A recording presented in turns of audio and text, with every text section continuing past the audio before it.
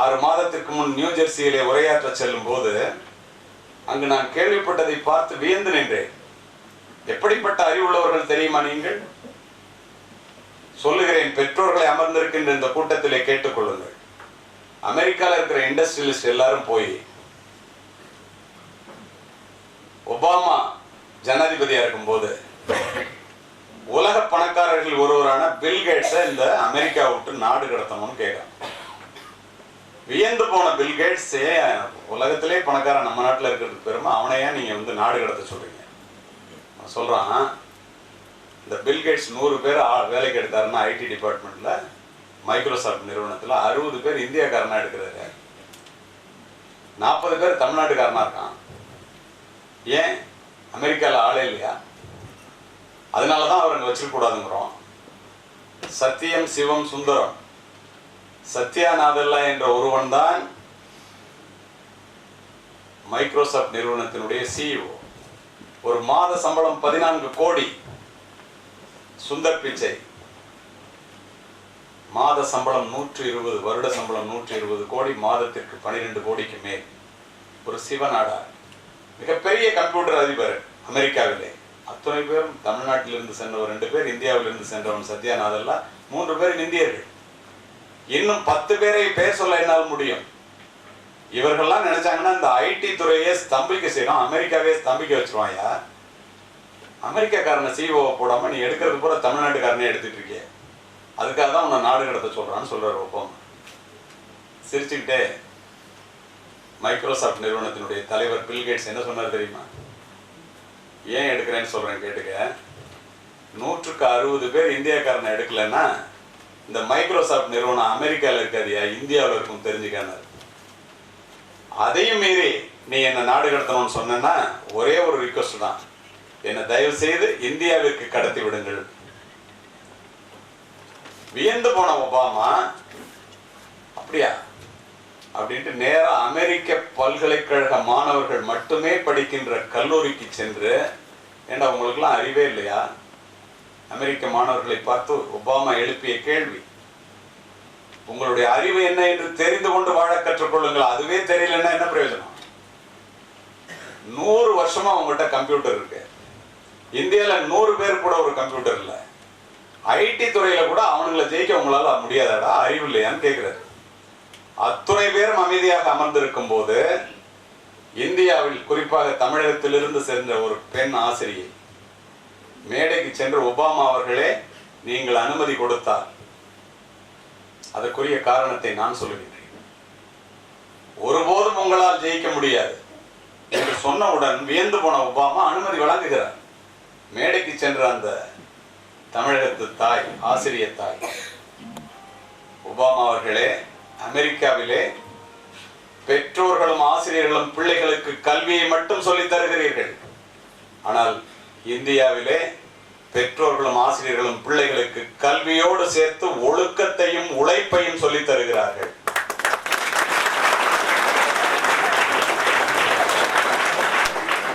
இந்த இடத்துல நான் சொன்னோன்னு உங்களுக்கு மகிழ்ச்சியா இருக்கு, நான் சொன்னது உண்மை, கைதட்டுறீங்க, ரைட்டு. பெற்றோர்களையும் ஆசிரியர்களையும் வைத்துக் கொண்டு ஒரு உண்மை சம்பவத்தை இந்த இடத்திலே பதிவு செய்கின்றேன். மாணவர்களே, நன்றாக உள்வாங்கிக் கொள்ளுங்கள்.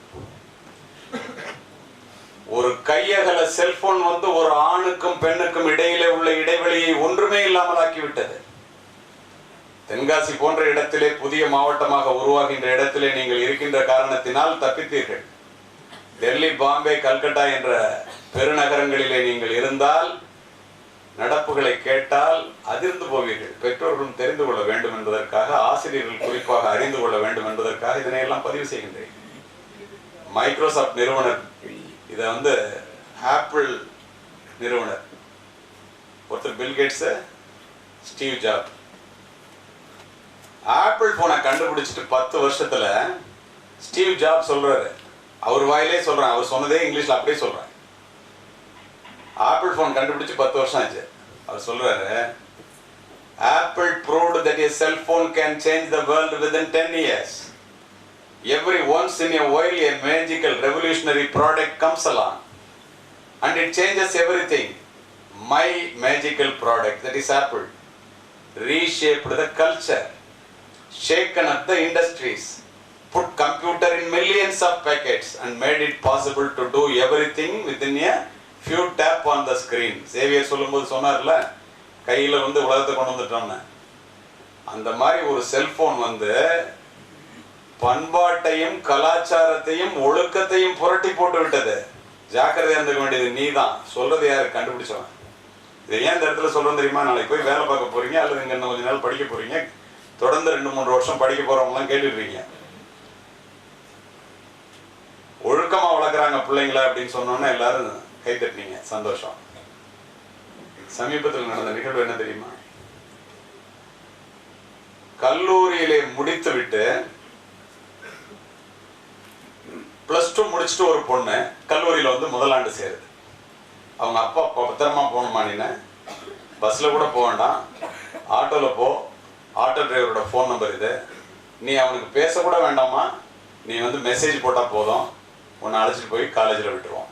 3 மாதங்களுக்கு முன்னால் நடந்த உண்மை நிகழ்வு. அந்த பொண்ணை அந்த ஆட்டோ டிரைவருக்கு முதல் நாள் மெசேஜ் போடுது. ஆட்டோ டிரைவர் நல்லவன், அழைச்சிட்டு போகிறான். போகும்போதே ஒரு ஒற்றை வரி செய்தி, message, text message, you are so beautiful.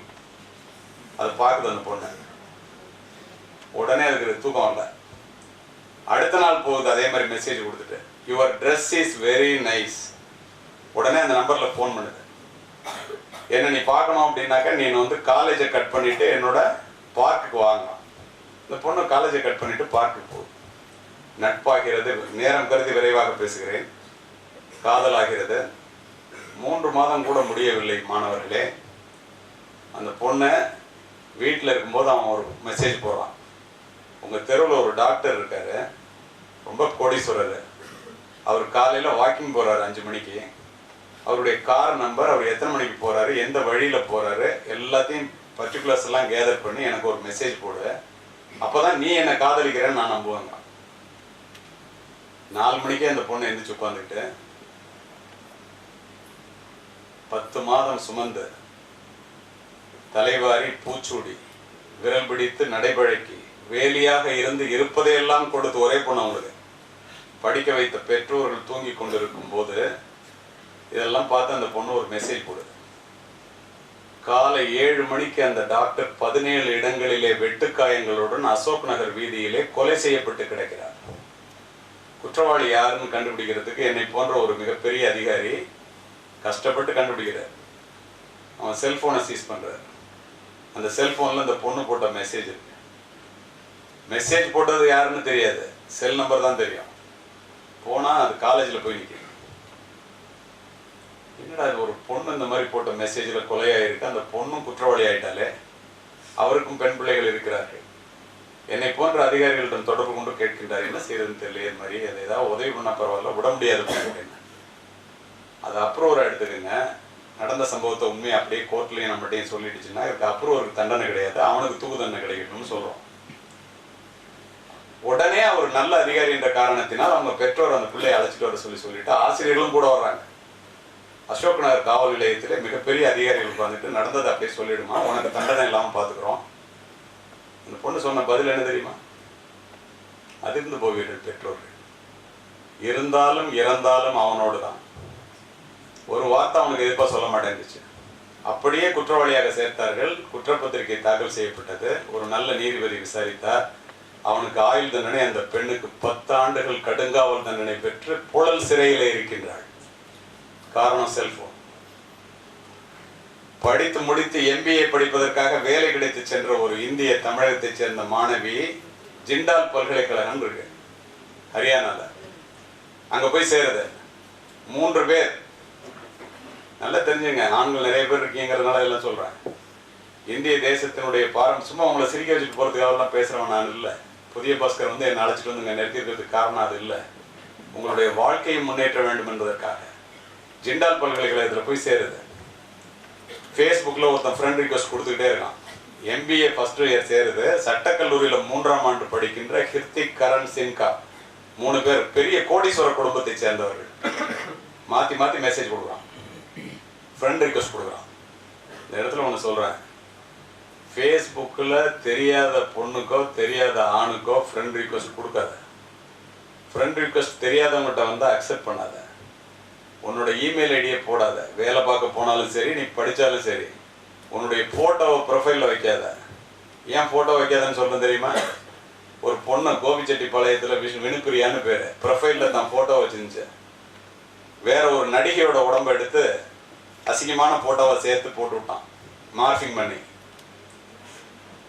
உங்கள் பொண்ணு ஃபோட்டோ இப்படி வந்திருக்குன்னு ஊரே சொல்லுது. அவங்க அம்மா அதை நம்மளை பாவம் படிக்காதவங்க. அவங்க எல்லாரும் போய் சொந்தக்காரங்களாம் சொன்னோன்னா அந்த அம்மா உண்மைதான் போல் இருக்குன்னு நினச்சிட்டு போய் எப்படி உன் ஃபோட்டோ அப்படி வந்துச்சுன்னு கேட்டோன்னா அந்த பொண்ணு சொல்லுது, என் ஃபோட்டோ இல்லைங்க. அந்த தாய் இதை நம்ப தயாராக இல்லை. காரணம், படிக்காதவர்கள். நம்முடைய பெற்றோர்களிலே பல பேர் செமிலிட்டேட்ஸ், 50% மேல் அரைகுறையாக படித்தவர்கள், 25% பேர் படிக்காதவர்கள். அதுதான் உங்களுடைய பலம் என்று நீங்கள் நினைக்கின்றீர்கள். அதுதான் உங்களுடைய தவறே. அந்த அம்மா நம்மள என்னன்னா, தாயே நம்மள என்னன்னா ராத்திரியே தூக்கு போட்டுட்டு சேர்த்து போச்சு. இதை நான் ஏன் சொல்றேன் தெரியுமா? தூக்கு போட்டுக்க வேண்டியது யாரு? பெண்களும் கேட்டுக்கொண்டிருப்பீர்கள் என்று நினைக்கின்றேன்.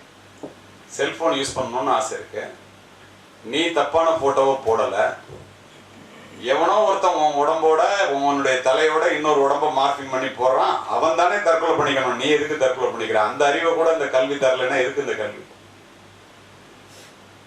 தற்கொலை பண்ணிட்டு எல்லாம் முடிஞ்சு போமா? அது மாதிரி இந்த பொண்ணுக்கு ரிக்வஸ்ட் கொடுத்தோன்னா ஃபேஸ்புக்கில் ஃப்ரெண்ட் ரிக்வஸ்ட் கொடுத்தோன்னா அக்செப்ட் பண்ணிட்டு, நேரிலே பேசுவதற்கு எதையும் சங்கோஜப்படுகின்ற எதையும் செல்போனிலே பரிமாறிக்கொள்ளாதீர்கள். 2 கண்கள் மட்டும்தான் பார்க்கின்றன என்று நீங்கள் நினைத்துக் கொண்டு செய்கின்ற அத்துணையும் அதற்கு பின்னால் கோடி கண்கள் பார்க்க முடியும். நீ டெலிட் ஃபார் ஆல் அப்படிலாம் கொடுத்துட்டாக்கா அலைஞ்சு போச்சுனாக்கா பூனை கண்ணை மூடிட்டா உலகம் 2 போச்சுன்னு நினைச்சா எவ்வளவு முட்டாள்தனமோ அதை விட முட்டாள்தனம்.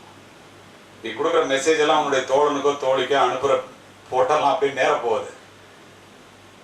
டவருக்கு போய் ஹிஸ்டரி குக்கியில் செட்டில் ஆகி அங்கிருந்து தான் போகும். என்னை போன்ற காவல்துறை அதிகாரிகள் அதை கண்டுபிடிக்க வேண்டும் என்றால் 1 நிமிடம். தெரியுமா உங்களுக்கு? மாட்டாத வரைக்கும் பிரச்சனை இல்லை, ஆப்டவனுக்கு அஷ்டமத்தில் சனி. இதை ஏன் சொன்ன தெரியுமா? இந்த பையன் ஃப்ரெண்ட் ரிக்வெஸ்ட் கொடுத்தோன்னே அந்த பொண்ணு அதை அக்செப்ட் பண்ணிடுது. நட்பாகிறது, காதலாகிறது. BMW காரில் வர்றான், மெர்சிடிஸ் பென்ஸில் வர்றான். ஏன்னா மிகப்பெரிய அரசியல்வாதிகளாக இருந்து மூதாதையர்கள் வந்து கோடிக்கணக்காக கொள்ளையடிச்சு வச்சிருக்கான். அவனோட புள்ள இந்த பொண்ணு பாவம் இங்கேருந்து போன அப்பாவி பெண். அவனுடைய நடைமுறை பாவனைகளை பார்த்து ஒரு நாள் அந்த பையன் இதுக்கு மெசேஜ் கொடுக்குறான், உன்னதான் நான் கல்யாணம் பண்ணிக்க போறேன்ட்டு. இந்த இடத்துல என்ன சொல்றான், அவன் ஃப்ரெண்ட்ஸை கூப்பிட்டு நான் கல்யாணம் பண்ணிக்கிறேன்னு சொல்லி இந்த பொண்ணை நான் ஏமாத்தி கெடுக்கிறேன்னா இல்லையாப்பா? அப்படியே அப்பட்டமாக பதிவு செய்கின்றேன், உங்களுடைய நலன் கருதி, பெற்றோர்கள் தெரிந்து கொள்ள வேண்டும் என்பதற்காக. நான் தான் உன்னை கல்யாணம் பண்ணிக்க போறேன்ல, ஒரு ஆபாசமா ஒரு படம் ஒன்று அனுப்புங்க. ஒரு நொடி அந்த பெண் எடுத்த தவறான முடிவு அடுத்த 3 ஆண்டுகளுக்கு அந்த பெண்ணினுடைய வாழ்க்கையை சின்னா பின்னமாக கிழித்து போட போகிறது என்பதை அறியாத அந்த தமிழகத்தை சேர்ந்த பேதை பெண் குளிக்கும் போது ஒரு போட்டோ எடுத்து அனுப்பிச்சார். அது ஆப்பிள் ஐக்ளவுட்ல வச்சுக்கிட்டு யூனிவர்சிட்டி வெப்சைட்ல போட்டுருவேன்னு பயமுறுத்தி தான் மட்டுமின்றி தன்னுடைய நண்பர்களும் சேர்ந்து பொள்ளாச்சி சம்பவம் பார்த்தீங்கல்ல, அண்ணா அண்ணா அண்ணா நம்பிதானே வந்தேன். என்ன மாதிரியான கதை நடக்கலாமா இந்தியாவில்? இது நமக்கும் தாய் தந்தை உடன் பிறந்தவர்கள் மனைவி பெண்கள் பிள்ளைகள் இருக்கின்றார்களா? உடன் பிறந்த சகோதரிகள் இருக்கின்றார்களா? இல்லையா? அத்துணையும் தூக்கி எறிந்து விட்டு அந்த பெண்ணை வந்து கண்ணா பின்னா பண்ணவொன்னா அந்த பொண்ணை இந்த மாதிரி செத்து போயிடும்னு தெரிஞ்சோன்னா அவங்க அப்பாவுக்கு ஃபோன் பண்ணுது. அவங்க அப்பா என்னை போன்ற காவல்துறை அதிகாரிகளை தொடர்பு பெரிய பேராசிரியர். போய் உடனே கம்ப்ளைண்ட் கொடுங்க. நார்த் இந்தியாவில் போய் கம்ப்ளைண்ட் கொடுத்தா எவன் எடுப்பான்? அவன் கோடீஸ்வரன் அவங்க அப்பாலாம். சுப்ரீம் கோர்ட் போங்கன்னு சொல்கிறோம். சுப்ரீம் கோர்ட் போறாரு. Supreme court has given direction to register a case and investigate. நல்ல ஒரு போலீஸ் அதிகாரி இன்வெஸ்டிகேட் பண்ணி உண்மைன்னு சார்ஜ் ஷீட் போட்டார்.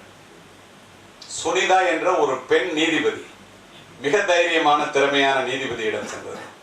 அவர் விசாரித்துட்டு செல்போனில் வாட்ஸ்அப்பில் ஒரு ஃபோட்டோ அனுப்பிச்சாக்க அடுத்தவங்க பார்த்தா உனக்கு ப்ளூ டீக் வருது இல்லையா, இதை தினம் ஒன்று போட்டுட்டு பல்லு விளக்கிறத ஃபோட்டோ எடுத்து போட்டுட்டு 10 தடவை ஓப்பன் பண்ணி என்ன லைக் வந்திருக்குன்னு பார்க்குறீங்கல்ல, அந்த மாதிரி ப்ளூ டிக்கை பார்த்துட்டு இது இவன் தான் அனுப்பிச்சான், அவன் தான் பார்த்துருக்கான்னு சொல்லி கன்க்ளூசிவ் ப்ரூஃப்னு வச்சு 3 பேருக்கும் முதல் முறையாக ஒரு திறமையான பெண் நீதிபதி 10 ஆண்டுகள் கடுங்காவல் தண்டனை விதித்து தீர்ப்பு கூறியிருக்கின்றார். இதுதான் ஃபர்ஸ்ட். எலக்ட்ரானிக் ஃபார்ம்ல நீங்க ஏதாவது விளையாண்டா போய் இருக்கிற இடம் புலல் சிறை தான் தெரிஞ்சுக்கணுங்கிறதுக்காக சொல்றேன். கையில் இருக்கிற செல்போன்கிறது மிகப்பெரிய வரம், அதை ஒழுங்காக உபயோகப்படுத்தும் வரை. ஆனால் அதை தப்பா உபயோகப்படுத்தினா அதனுடைய நிலை வேறு.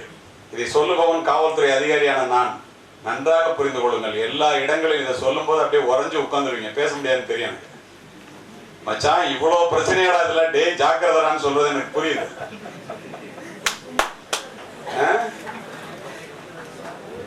அடுத்து, ஒழுக்கத்தை உருவாக்கி வளர்ப்பதுதான் கல்வியினுடைய தலையாய குறிக்கோள். விளைச்சலை தராத வயலும் ஒழுக்கத்தை தராத கல்வியும் வீணானது. கல்வியின் பயன் அறிவு, அறிவின் பயன் பண்பாடு, பண்பாட்டின் பயன் ஒழுக்கம். இந்த இடத்திலிருந்து நீங்கள் வெளியில் சென்றால் மாணவர்களே, பணிபுரிகின்ற இடமாகட்டும் படிக்கின்ற இடமாகட்டும், பெண்களை பற்றி உண்மையாக நீங்கள் தெரிந்து கொண்டு மதிக்க கற்றுக்கொள்ளுங்கள். இந்த பாலியல் பலாத்காரங்கள் இத்துணை இந்தியாவிலே பெருகி போனதற்கு காரணமாக நான் நினைப்பது ஒன்றே ஒன்றுதான். பெண்ணினுடைய பெருமையை நாம் உணர்ந்து கொள்வதே இல்லை.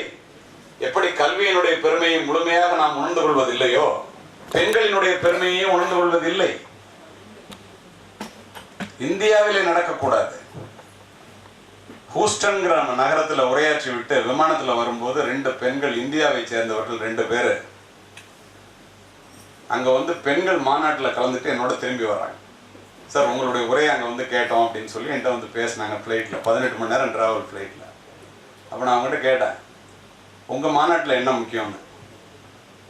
அவங்க சொன்னதை கேட்டிங்கன்னா அசந்து போய், மாநாட்டு தலைவி, மேலை நாட்டு மாநாட்டு தலைவியினுடைய நடை உடை பாவனைகளை பார்த்து நாங்கள் வியந்து உட்கார்ந்து இருக்கும்போது அந்த மாநாட்டு தலைவி நம் பெண்களிடம் வந்து, உங்களிடம் நாங்கள் தோற்று போய்விட்டோம். வியந்து போன இவர்கள், எங்கள்கிட்ட நீங்க தோத்துட்டீங்களா, நீங்க தான் வாழ்க்கையில் இவ்வளவு முன்னேறி இருக்கிறீங்க, எங்கள்கிட்ட பார்த்து தோத்துட்டாங்கன்னு சொல்றீங்களே, என்ன காரணம்? அவர்கள் சொன்ன பதில் என்ன தெரியுமா? உலகமே போற்றுகின்ற ஒருவனுக்கு ஒருத்தி என்ற உடன்பாட்டை நாங்கள் எல்லோரும் உடைத்து விட்டோம், நீங்கள் இன்னும் உடைக்கவில்லை இந்தியாவிலே, அதனால் உங்களிடம் நாங்கள் தோற்று போய்விட்டோம்.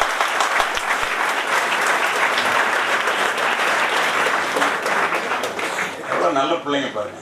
நல்ல கருத்துக்களை உள்வாங்கிக் கொள்கிற சக்தி இளைய தலைமுறையினருக்கு அதிகமாக உண்டு என்பதை நான் அறிவேன்.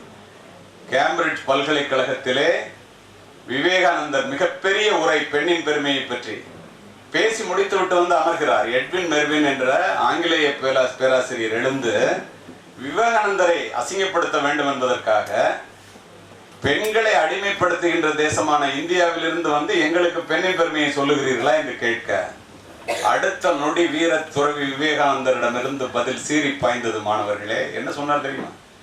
பேராசிரியர் எட்வின் மெர்வின் அவர்களே, நான் சொல்லுவதை கேட்டுவிட்டு பெண்களை அடிமைப்படுத்துபவர்கள், அசிங்கப்படுத்துபவர்கள் யார் என்று நீங்களே முடிவு செய்து கொள்ளுங்கள் என்று சொல்லிவிட்டு, எங்களுடைய இந்தியாவிலே நாங்கள் எங்களுடைய மனைவியை தவிர மற்ற பெண்களை தாயாக பார்க்கின்றோம், நீங்களோ உங்களுடைய தாயை தவிர மற்ற பெண்களை மனைவியாக பார்க்கின்றீர்கள், யாரடா பெண்களை அடிமைப்படுத்துவது, எளிமைப்படுத்துவது என்று கூறினார். இப்படிப்பட்ட நாட்டிற்கு சொந்தக்காரர்கள் நாம். மங்கையராய் பிறப்பதற்கே நல்ல மாதவம் செய்திடல் வேண்டுமம்மா சொல்றது யாரு? கவிமணி தேசிக விநாயகம் பிள்ளை. மாததம்மை இழிவு செய்யும் மடமையை கொளுத்துவோம், ஆணும் பெண்ணும் நிகரன கொண்டால் அறிவிலோங்கி வையம் தழைக்கும், எட்டும் அறிவினில் ஆணுக்கு இங்கே பெண் இளைப்பிள்ளைதான்.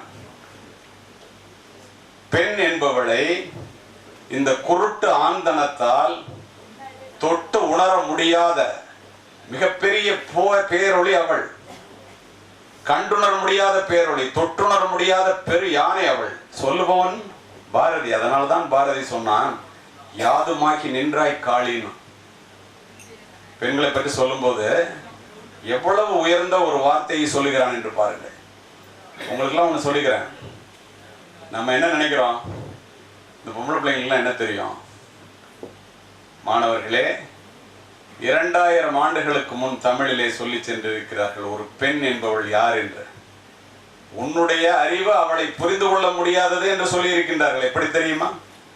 அச்சி மலரும் அருங்காக்கை வெண்ணிறமும் கத்து புனல் மீன்பதமும் கண்டாலும் பித்தரே காணார் தெரியல் கடவுளரும் காண்பரோ மானார் விழியார் மனம். என்ன அர்த்தம் தெரியுமா? அத்திப்பூவை கூட பார்த்துடலாமா, வெள்ளை நிற காக்கையை பார்த்துடலாமா, கடல்ல மீன் நீந்தி போற தடத்தை கூட பார்த்துடலாமா. ஆனா ஞானிகளுக்கும் தெரியாதான், கடவுளுக்கு தெரியுமா தெரியாத சந்தேகமா. எது தெரியுமா? மான் போன்ற விழிகளை விடைய பெண்களினுடைய மனதை அறிந்தவன் இந்த உலகத்தில் யாருமே இல்லைன்னு 1000 வருஷத்துக்கு முன்னாடி. ஆனா நம்ம என்ன நினைக்கிறோம்? நமக்கு தான் எல்லாம் தெரியும். இதை புரிந்து கொள்ள வேண்டிய இடம் இது. ஏன் சொல்றேன்னா, கல்லூரிகளிலே இதை பதிவு செய்தால் மட்டுமே மிகப்பெரிய பாலியல் குற்றங்கள் குறையுமோ என்று எனக்கு ஒரு நம்பிக்கை. நீ முதலாக பிறந்து சிசுவாக இந்த மண்ணிலே வந்து விழும்போது உன்னுடைய முகம் பார்த்து சிரிப்பவள் ஒரு பெண். நாம் இறந்து சடலமாக கிடத்தப்பட்டிருக்கும் போது நம் முகம் பார்த்து அழுபவள் ஒரு பெண். பெண்ணிடத்தில் பிறக்கின்றோம், பெண்ணிடம் பால் குடித்து வளர்கின்றோம், பெண்ணை மனைவியாக்கி மகிழ்கின்றோம், பெண் பிள்ளையை பெற்றெடுத்து பேருவகை கொள்கின்றோம். ஆனால் உள்ளபடியே பெண்களை மதிக்கின்றோமா? சிந்தித்து பாருங்கள். காதலிக்க பெண் வேண்டும், கட்டி அணைக்க பெண் வேண்டும், வீடு பெருக்க பெண் வேண்டும், சோறு சமைக்க பெண் வேண்டும், சுகம் கொடுக்க பெண் வேண்டும், கல்யாணம் செய்ய பெண் வேண்டும், குழந்தை பெற பெண் வேண்டும், குழந்தை மட்டும் ஆண் வேண்டும். இது எந்த விதத்துல நியாயம்? இந்தியாவில் உள்ள 120 கோடி பேர், மொத்த ஜனத்தொகை 120 கோடி, அதில் 60 கோடி பேர் பெண்கள், 60 கோடி பேர் ஆண்கள். எப்படி? கள்ளிப்பால் கொடுத்தது போக, முழுநெல் கொடுத்தது போக, களைத்தும் கரைத்தும் அழித்தது போக, அதையும் மீறி பாதி ஜனத்தொகை பெண்கள். மீதி உள்ள ஆண்களும் அந்த பெண்கள் பெற்றுக் கொடுத்த பெரும் பரிசு என்பதை ஆண் சமுதாயம் உணர்ந்து கொள்ளுங்கள். எப்படி நீரின்றி அமையாது இவ்வுலகு என்று சொல்லுகிறோமோ அதுபோல பெண்ணின்றி அமையாது வாழ்க்கை. ஒரு பள்ளிக்கூடத்தில் போய் நானும் ஜெயஸ்ரீன்னு ஒரு கலெக்டர் இருந்தாங்க, 2 பேரும் போயிருந்தேன். நான் கேட்டேன், பொம்பளை பிள்ளைங்களாம் காரணத்தோடு இதெல்லாம் பதிவு பண்ணிட்டு இருக்கேன். உட்கார்ந்துருக்கிற பொம்பளை பிள்ளைங்கள்லாம் கேட்டு எல்லாரும் உட்கார்ந்தாங்க. நீங்க ஆண் குழந்தையா பிறக்கலைன்னு எத்தனை பேர் கவலைப்படுறீங்க, இல்லது ஆண் குழந்தையா பிறக்கணும்னு எத்தனை பேர் விரும்புனீங்கன்னு கேட்டேன். எல்லாரும் கை தூக்குறாங்க. இதே மாதிரி மாணவர்கள்ட்ட போய் நீங்க பொம்பளை பிள்ளையா பிறக்கலைன்னு எத்தனை பேர் கவலைப்படுறீங்கன்னா ஒரு பேர் கை தூக்குறாங்க. ஏன்னு பாத்தீங்கன்னா, காரணத்தை சொல்லுகிறேன், நன்றாக கேட்டுக்கொள்ளுங்கள். பெற்றோர்கள் ஆண் பிள்ளைகளுக்கு கொடுக்கின்ற முக்கியத்துவம், கொள்ளி வைக்கிறதுல ஆரம்பிச்சு சொத்து கொடுக்கறதுல ஆரம்பிச்சு, அது மட்டுமல்ல, பதின் பருவத்திலே ஆண்களினுடைய உடலிலே சிறு மாற்றங்களை உண்டாக்குகின்ற இந்த இயற்கை பெண்களினுடைய வாழ்க்கையிலே பதின் பருவத்திலே மிகப்பெரிய மாற்றத்தை உண்டாக்கி அதை எதிர்கொள்ள முதிர்ச்சி கொண்ட மனம் இல்லாத காரணத்தினால் அந்த பெண்கள் தவியாய் தவிக்கின்றார்கள் என்கிறது உளவியல் கூற்று. மத்திம வயதிலே பிள்ளை பெறுவதற்காக திறக்கப்படுகின்ற பெண்ணினுடைய வயிறு அவளுடைய உடல்நிலையை அப்படியே புரட்டி போட்டு விடுகிறது. முதிர் வயதிலே மானோபஸ் பீரியட்ல உடம்பும் மனமும் அவளை அறியாமலேயே அவளிடமிருந்து நழுவி செல்கின்றது. இதெல்லாம் மீறி இந்த சமுதாயம் செய்கின்ற கொடுமைகள், வெளியிலே நடக்கின்ற கொடுமைகளை விட வீட்டிலே நடக்கின்ற கொடுமைகள் அதிகம். மார்பக புற்றுநோய், இதய புற்றுநோய், கருப்பை புற்றுநோய் என்ற அத்துணையும் அந்த பெண்கள் தாங்கிக் கொண்டு அந்த சிகிச்சையையும் பெற்றுக்கொண்டு அதையெல்லாம் ஒரு இருமல் தும்மலை போல அவர்கள் கடந்து வருகின்றார்கள். ஆனா ஆண்களாகிய நாம் ஒரு சளி பிடிச்சி ஜலதோஷம், ஒரு தலைவலின்னா 2ஆம் உலக போரே நடக்கும் வீட்டுல. அத்துணைக்கும் அந்த பெண்கள் இத்துணை கொடுமைகளையும் தாண்டி கொண்டு அவர்களுக்கு செய்ய வேண்டிய பணிவிடைகளை செய்கிறார்கள். காரணம், வளர்க்கும் போது ஆரம்பத்திலிருந்தே அமைதியாக அடக்கமாக வளர்க்கப்பட்ட ஒற்றை காரணம். ஆனால் உங்களுக்கு தெரியுமா, பெலிகான் பறவை என்ற ஒரு பறவை உண்டு. தன்னுடைய குஞ்சுகளுக்கு இரை கிடைக்காத போது அந்த பெலிகான் பறவை தன்னுடைய அலகினால் தன்னுடைய இதயத்தை கீறி அதிலிருந்து வருகின்ற இரத்தத்தை பிடித்து தன் குஞ்சுகளுக்கு ஊட்டுமா. அதை போல நம்முடைய வீட்டிலே மனைவி என்ற பெயரிலோ தாய் என்ற பெயரிலோ ஒவ்வொரு வீட்டிலும் ஒரு பெலிகான் பறவை இருக்கிறது என்பதை மனதிலே பதிய வைத்துக் கொள்ளுங்கள்.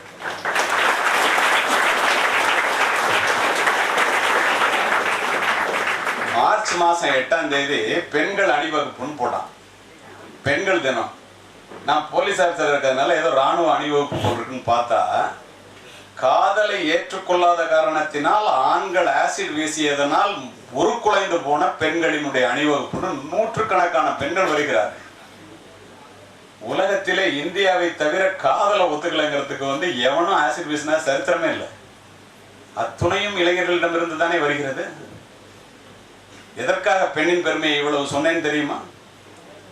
அது மட்டுமா, கணவன் சொன்னதை கேட்காம மனைவி முகத்தில் ஆசிட் வீசப்பட்டவர்கள் என்று அடுத்தலை. எந்த நாட்டிலே வாழ்கின்றோம்? எக்ஸ் எக்ஸ் பெண், எக்ஸ் ஒய்னா ஆண், அவ்வளவுதானே. உனக்கு எனக்கு அது மாறுறதுக்கு எவ்வளவு நேரம் ஆகிடும்? இந்த உண்மைகளை உணராத காரணத்தினால் இந்த பெண்கள் தொடர்ந்து கொடுமைப்படுத்தப்படுகிறார்கள். வேலை செய்கின்ற இடங்களிலே நடக்கின்ற வன்முறைகள், நீங்கள் வேலை செய்கின்ற இடங்களிலே அதற்கு நீங்கள் காரணமாக ஒருபோதும் இருந்துவிடக் கூடாது என்பதற்காக இதனை பதிவு செய்கின்றேன். அதோடு மட்டுமல்ல நண்பர்களே, இப்போ நான் உங்கள்கிட்ட பெண்ணின் பெருமையை சொன்னோன்னே எல்லாரும் எவ்வளோ சந்தோஷப்பட்டீங்க. இது மாதிரி முடிச்சுட்டு பணி நியமன ஆணையை பெற்றுட்டு வேலைக்கு போகிறான் என்ஜினியரிங் காலேஜில். நல்ல சம்பளம், 1 லட்ச ரூபாய்க்கு மேலே சம்பளம். கோயம்புத்தூரை சேர்ந்த பெண் அந்த ஐடி நிறுவனத்தில் அங்கே வேலைக்கு வருது. அந்த பொண்ணுக்கு அவங்க அம்மா அப்பா வேலைக்கு மாப்பிள்ளை பார்க்குறாங்க. 2 பேருக்குள்ள காதல் வந்துருச்சு. நான் அவனை தான், அந்த பொண்ணை தான் கல்யாணம் பண்ணிக்குவேன்னு அந்த பையன் சொல்கிறான். அந்த பையனை தான் கல்யாணம் பண்ணிக்கிறேன்னு அந்த பொண்ணு சொல்கிறாங்க. அம்மா அப்பா சொல்கிறாங்க, அதை தேர்வு செய்யறதுக்குரிய தகுதி உனக்கு இல்லை, அந்த வயசு வரல, வேண்டாங்கிறாங்க. கேட்கல. நான் காதலுக்கு எதிரானவன் அல்ல. காதலிப்பது கூட எப்படி என்று தெரியாத இளைஞர்களை என்ன செய்வது? அதை போய் முடியாதுன்னு சொல்லாமல் ஒரே புடிவாதமாக இருந்தோன்னா அம்மா அப்பா கல்யாணம் பண்ணிக்கிறாங்க. நான் விசாரித்த வழக்கை பதிவு செய்கின்றேன். கேட்டால் அதிர்ந்து போகிறது. 2 பேரும் கல்யாணம் பண்ணிக்கிறாங்க. 9 மாதம் ஒரு பிரச்சனை இல்லை. அந்த பெண் முதலாக கருவுறுகிறாள். 3 மாதம் கருவுற்றிருக்கிறேன்னு சொல்லி கணவன் வர வரைக்கும் வெயிட் பண்ணி சொல்கிறாள். உடனே கருவை கலைச்சிருங்க. அதிர்ந்து போகின்றார். முதல் கரு ஏன் கலைக்க சொல்றீங்கன்னு சொல்றான். அப்படிதாங்கிறான். அதுக்கப்புறம் அவன் செல்போன் எடுத்து பார்க்குறான். எல்லாமே ஆரம்பிக்கிறது செல்போன்ல தான். இன்னொரு பெண்ணோட தொடர்பு இருக்கு. அவன் கல்லூரி காலத்துல இருந்து தொடர்பு இருக்கு. அவளுக்கு கல்யாணம் ஆயிடுச்சு வேற ஒருத்தனோட. இந்த தொடர்பு தெரிஞ்சு அவளை விரட்டி விட்டான். இவன் இந்த பொண்ணு இந்த மாதிரி கல்யாணம் பண்ணிக்கிட்டு இன்னொரு பெண்ணோட தொடர்பு இருக்குன்னு 2 பேருக்குள்ள சண்டை வருது. அந்த பொண்ணை அடிச்சு கோயம்புத்தூருக்கு விரட்டி விட்டார். அந்த பொண்ணு கோயம்புத்தூருக்கு வந்துருச்சு. கல்யாணம் முடிஞ்சு குழந்தை பெற வரைக்கும் போய் பார்க்கல. 10 மாசமா 2 பேருடைய அம்மா அப்பாவும் போய் கூப்பிட்றாங்க, பாடுறா அப்படின்னு. 4 நாள் கழிச்சு வர்றாங்க. 4 நாள் கழிச்சு போறான். ராத்திரி தங்குறான். மருமகன் மனம் திருந்தி வந்து விட்டான் என்று மகிழ்ச்சி கடலிலே மூழ்குகிறார்கள். தானாடா விட்டாலும் தசையாடும் அல்லவா. ராத்திரி 1:30 மணிக்கு திடீர்னு முழிச்சு பார்க்குறா. குழந்தைய காணோம். இவன் முழிச்சுட்டே உட்காந்துருக்கான். குழந்தை எங்கன்னு கேட்குறா. பின்னாடி இருக்கிற கிணத்துல போய் பார்த்து தெரியுங்க. போய் பார்த்தா கிணத்துல இறந்து கிடக்கிறது. இவன் குதிக்க போறா. எல்லாரும் பிடிச்சி இழுக்கிறாங்க. Same replica. 2 பேர் தமிழ்நாட்டில் பெங்களூர்ல வேலை பார்க்குறாங்க. வேற ஒரு இன்சிடென்ட். இவன் கிணத்துல போட்டு போனா அவன் செவுத்துல அடிச்சு கொள்றான். எதுக்கு படிப்பு? எதற்காக உங்களுக்கு இந்த வேலை? எதற்காக இந்த சம்பளம்? நினைத்து பாருங்கள். தன் மனையாளை தனிமனை இருத்தி பிறன்மனைக்கு ஏகும் பேதையும் பதரே. 1000 வருஷத்துக்கு முன்னாடி சொல்லியிருக்கான். தன்னுடைய மனைவியை தான் வீட்டில் வச்சுட்டு இன்னொருத்தன் வீட்டுக்கு போறவன் பதறான்ட்டான். நெல் இல்லைன்ட்டான். தன் மனையாளை தாய்மனைக்கு அனுப்பி பின்பவள் பாரா பேதையும் பதரே. நண்டு சிப்பி வேகதலி நாசமுறும் காலம் கொண்ட கருவழிக்கும் கொள்கை போல் போதம் தனம் கல்வி பொன்ற வரும் காலம் அயல் மாதர் மேல் வைப்பார் மனம். என்ன அர்த்தம் தெரியுமா? நண்டு குஞ்சு பொறிச்சோன்னு செத்து போயிடும். வாழை குளதல்னு வெட்டிடுவான். இதெல்லாம் ஒருத்தனுக்கு பணம், வேலை கிடைச்சு, சம்பளம் கிடைச்சு வெளியில போய் வேலைக்கு போனோம்னா அம்மா அப்பாலாம் மறந்துடுவான். அவன் அழிஞ்சு போகணும்னு காலம் வந்துருச்சுன்னா அடுத்த மனைவி மேல ஆசை வைப்பான். இது போன்ற அழிந்தவர்களினுடைய எண்ணிக்கையை காவல்துறை அதிகாரியாக நான் பார்த்து கொண்டே இருக்கின்றேன். சீதையை தொட்டு தூக்கிய ராவணன் என்ன ஆனான் என்று உங்களுக்கு தெரியும். பாஞ்சாலியை துகிலுரிக்க சொன்ன துரியோதனனும் துகிலுரித்த துச்சாதனனும் என்ன ஆனான் என்று உங்களுக்கு நம்முடைய இலக்கியங்களும் புராண இதிகாசங்களும் என்ன சொல்லி தருகின்றன. வாழ்க்கையிலே அடியெடுத்து வைக்கப் போகின்ற நீங்கள் தொடர்ந்து நல்ல பிள்ளைகளாக இருக்க வேண்டும் என்றால் உங்கள் ஒழுக்கத்தை கட்டி காத்துக்கொள்ள வேண்டும் என்பதற்காக இத்துணை உதாரணங்களை சொன்னேன். சரி, வாழ்க்கையில் எப்படி உயரும்? நீ என்னவாக வேண்டும் என்று நினைக்கிறாயோ அதுவாகவே ஆகி விடுவாய். நீ என்ன ஆகணும்னு நினைக்கிறியோ அதுவே ஆயிடுவாய். நம்புறீங்களா? சொன்னது விவேகானந்தர். உயிர் எப்படி எண்ணின அவ்வுயிர்க்கு அப்படி அழைத்தருள் அருட்பெருஞ்சோதி என்கிறார் ராமலிங்க அடிகளார். பூமியில் இருப்பதும் வானத்தில் பறப்பதும் அவரவர் எண்ணங்களே கண்ணதாசன். நீ எதை கேட்கிறாயோ அதைத்தானடா வாழ்வு உனக்கு தருகிறது, அதனால் பெரிதனும் பெரிது கேள். பாரதி. இப்பவே நீ ரொம்ப பெரிய ஆளாகணும், ஒரு பெரிய கோடீஸ்வரன் ஆகணும், நியாயமான உழையில உழைக்கணும், அதிகமான முயற்சி பண்ணணும். இப்போவே மனதில் பதிய வச்சுட்டா அது நடந்துருந்தாங்க. இதை புரிந்து கொள்ள வேண்டியது நீங்கள் தான். புரிந்து கொள்ளவில்லை என்றால் பாதிப்பு உங்களுக்கு தான். ஆங்கில புத்தகங்கள் பக்கம் சென்றால் ஒரு மனிதனை உயர்த்துவது அவனுடைய சிந்தனை தான். ரூசோ, மனிதர்கள் தங்களுடைய எண்ணங்களுக்கு ஏற்பவே உயர்ந்த நிலையிலும் தாழ்ந்த நிலையிலும் வாழ்கிறார்கள். Emerson, whatever a mind of a man can conceive and believe he can achieve, Napoleon Hill achieve பண்ணிட்டு சொல்றான். இதுல இருந்து என்ன தெரியுது? நீ வாழ்க்கையில பெரிய ஆள் ஆகணும் உட்கார்ந்து இருக்கிறவங்க அத்தனை பேரும்னா ஒரே வழி, உன்னை உயர்த்துவது உன்னுடைய சிந்தனை தான். நீ பெரிய ஆளாகணும்னு நீ நினைச்சேன்னா பெரிய ஆளாகலாம், மனம்தான் காரணம். முடியாதுன்னு நினைச்சேன்னா முடியாது, அதுக்கு மனதுதான் காரணம். The golden key to remember is the sole author of your success is your mind. If you master your mind, you master your thoughts. Once you master your thoughts, you master your life. When you master your life, you master your destiny. என்ன அர்த்தம்? விதியை மதியால் வெல்லலாம். உங்களுடைய சிந்தனையிலே கவனம் வையுங்கள். அவைகள் தான் எண்ணங்களாகின்றன. உங்களுடைய எண்ணங்களிலே கவனம் வையுங்கள். அவைகள் தான் சொற்களாகின்றன. உங்களுடைய சொற்களிலே கவனம் வையுங்கள். அவைகள் தான் செயல்களாகின்றன. உங்களுடைய செயல்களிலே கவனம் வையுங்கள். அவைகள் தான் பழக்கங்களாகின்றன. உங்களுடைய பழக்கங்களிலே கவனம் வையுங்கள். அந்த பழக்கங்கள் தான் உங்களை புரட்டி போடுகின்றன, உங்களுடைய வாழ்க்கையே புரட்டி போடுகின்றன. நீங்க நினைக்கலாம், நீ என்ன ஆகணும்னு நினைக்கிறியோ அது ஆயிரலாம்னு சொல்றீங்களே, அது நடக்குமா சார்? என்னோட வாழ்க்கையில் நடந்ததே பதிவு செய்யறேன். உங்களுடைய ஆரம்பம் தான் அது. இந்த பணி நியமன ஆணை பெற்றவுடன் உங்கள் வேலை முடிந்ததாக தயவு செய்து நினைத்து விடாதீர்கள். உங்களைப் போல நாட்டுப்புறத்து ஏழை குடும்பத்திலே சாதாரண அரசு கல்லூரியிலே படித்துவிட்டு வந்தவன் நான். பெற்றோர்கள் நிறைந்திருக்கிற அவையிலே பெற்றோர்கள் ஏழ்மையின் காரணமாக தங்களுடைய பிள்ளைகளுக்கு தாங்கள் அனுபவித்த கஷ்டங்களை சொல்லி கற்றுக் கொடுங்க. எங்க அப்பா என்னை அழைச்சிட்டு சென்ட் ஜோசப் காலேஜில் சேர்க்கறதுக்கு உங்களை மாதிரி நீங்கள் +2 படித்த மாதிரி நான் SSLC படிக்கும்போது சென்ட் ஜோசப் காலேஜில் அப்துல் கலாம் சார் படித்த காலேஜில் சேர்க்கறதுக்கு அழைச்சிட்டு போனேன். என்னுடைய மார்க்கை பார்த்தோன்னா அட்மிஷன் தரேன்ட்டார் பிரின்சிபல். ஆனால் பக்கத்தில் இருந்த ரெக்டர் கேட்டார், நீ எந்த ஊருன்னு? தஞ்சாவூர்னு சொன்னேன். அங்கேருந்து இங்கே எப்பறம் வந்து படிப்பேன்னு கேட்டார். ட்ரெயினில் வந்துடுவேன். அதெல்லாம் ஒத்து வராது, நீ ஹாஸ்டலில் சேர்ந்தால் தான் படிக்க முடியும்னா. எங்கள் அப்பா ஒரு 300 ரூபா தான் பணம் வச்சுருந்தாங்க. அது ஹாஸ்டல் ஃபீஸுக்கு இல்லை, டியூஷன் ஃபீஸுக்கே பார்த்தாது. ஹாஸ்டலுக்கு எவ்வளோன்னு கேட்டாங்க, 30 ரூபான்னு சொன்னேன். நான் சொன்னேன், எங்கள் அப்பாட்ட அது கட்ட முடியாதுன்னு தெரியும். எனக்கு பின்னால் தம்பி தங்கைகள் அரசு கல்லூரியில் போய் சேர்ந்தோம்னாக்கா அங்கே 320 ரூபா ஸ்காலர்ஷிப் தருவான்ப்பா, அங்கே போய் படித்தா தம்பி தங்கச்சியும் படிக்க வைக்கலாம், அங்கே வேண்டான்னு சொல்லிட்டு மதிப்பெண்கள் இருந்தும் வறுமை காரணமாக அந்த மரங்கள் அடர்ந்த சென்ட் ஜோசப் கல்லூரியை பார்த்து கொண்டு கண்ணில் நீருடன் வெளியேறியவன். நடந்தது என்ன தெரியுமா? வறுமை சிறுமை அல்ல.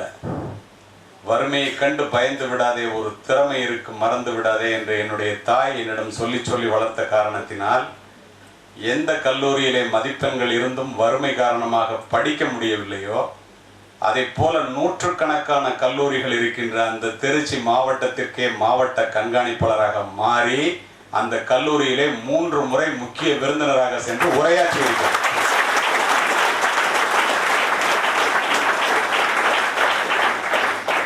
படிக்கும்போது திரு சேவியர் சொன்னார், இவங்க வீட்டில் 4 டாக்டர் அப்படிலாம் முதுகலை பிடித்த பெரிய டாக்டர். அதுக்கு நான் காரணம் இல்லை, பெற்றோர்கள் தெரிந்து கொள்ளுங்கள்.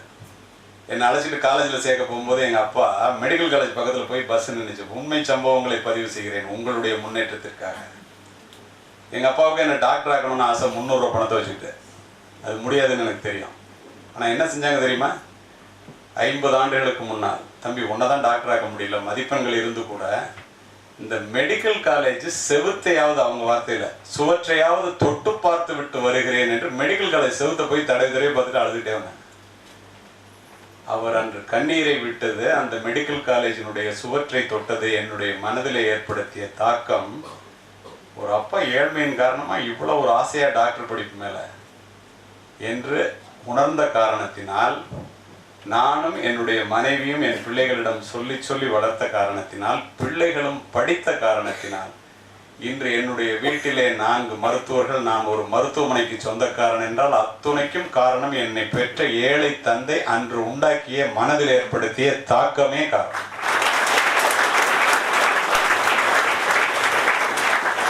சரி, என்ன ஆகணும்னு நினைக்கிறியோ அது ஐடியா சொல்லுன்னு நீ நினைக்கிறது எனக்கு தெரியுது. நானும் என்னுடைய நண்பனும் கல்லூரிக்கு செல்லும் போது எனக்கு நோக்கம் காக்கி உடை அணிந்த காவல்துறை அதிகாரி ஆகணும். எஸ்பி பங்களாவும் கலெக்டர் பங்களாவும் பக்கத்தில் இருக்கும். கல்லூரிக்கு போகிற பாதையில் நான் போலீஸ் ஆஃபீஸர் ஆகணுங்கிறதுனால தினம் நின்று அந்த எஸ்பி பங்களாவை பார்ப்பேன். உங்களிடம் இதை சொல்ல வேண்டும் என்று ஆசிரியர்கள் கேட்டுக்கொண்டதனால் சொல்லுகிறேன். என்னுடைய நண்பன் என்னை விட ஏழ்மையான குடும்பத்திலிருந்து வந்தவன். கல்லூரி நேரம் போக எப்போ பார்த்தாலும் ஒரு ஹிந்து பேப்பர், ஒரு ஊருக்கு ஒரு இங்கிலீஷ் பேப்பர் தான் வரும். ஒரு லைன் விடாமல் படிப்பான். நூலகத்தில் நான் படிப்பை பற்றி உங்கள்கிட்ட சொன்னேன், அப்போ எனக்கு தெரியாது. நூலகத்திலே உட்காந்துருப்பான். நான் கல்லூரி நேரம் போக மைதானத்திலே இருப்பேன். போலீஸ் ஆஃபீஸர் ஆகணுங்கிற ஆசை இருந்ததுனால போகும்போது அந்த எஸ்பி பங்களாவை நின்று பார்ப்பேன். ஒரு எஸ்பிக்கு இவ்வளோ பெரிய பங்களாவா?